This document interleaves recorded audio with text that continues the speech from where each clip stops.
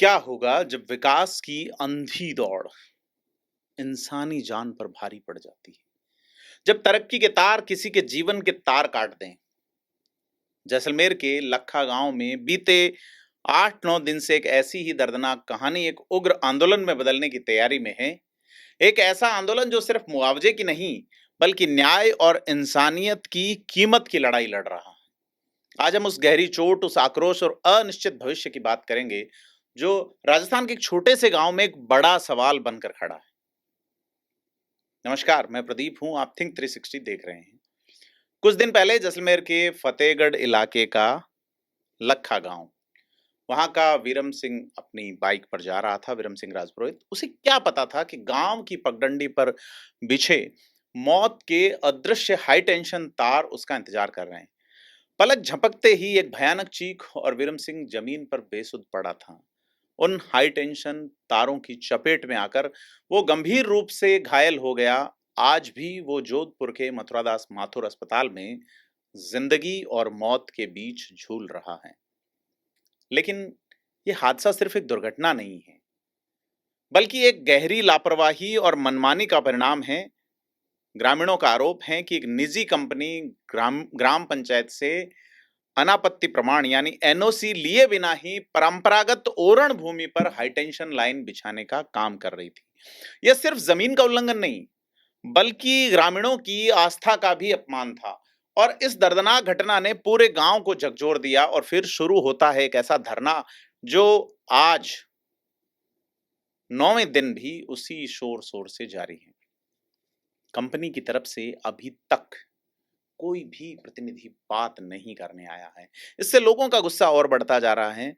और रविवार को लखा गांव एक जनसैलाब में बदला, जब साधु संतों के सानिध्य में दूर दूर से जनप्रतिनिधि भी धरना स्थल पर पहुंचे। शिव विधायक रविंद्र सिंह भाटी, जैसलमेर के पूर्व विधायक रूपाराम धनदेव, फतेहगढ़ के प्रधान जनक सिंह, आरएलपी के युवा नेता थान सिंह डोली समेत सैकड़ों लोग बाड़मेर जैसलमेर से इस महापड़ाव का रविवार को हिस्सा बनते हैं। प्रशासन की तरफ से फतेहगढ़ उपखंड अधिकारी, नायब तहसीलदार और पुलिस अधिकारी भी मौके पर पहुंचे। कंपनी के प्रोजेक्ट मैनेजर ने भी संघर्ष समिति से बात की, लेकिन बातचीत या वार्ता का यह पहला दौर जो है विफल रहा है। ग्रामीणों की एक ही मांग है, पीड़ित परिवार को 1 करोड़ रुपए की आर्थिक सहायता दी जाए। और जब तक कोई ठोस कार्रवाई नहीं होती, तब तक यह धरना जारी रहेगा।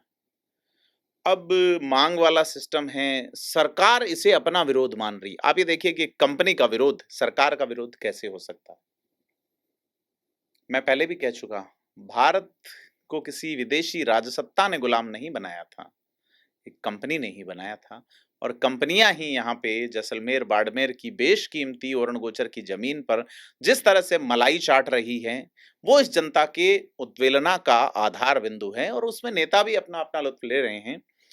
अब मांगे नहीं माने जाने पे धरनार्थियों ने कहा उग्र आंदोलन किया जाएगा।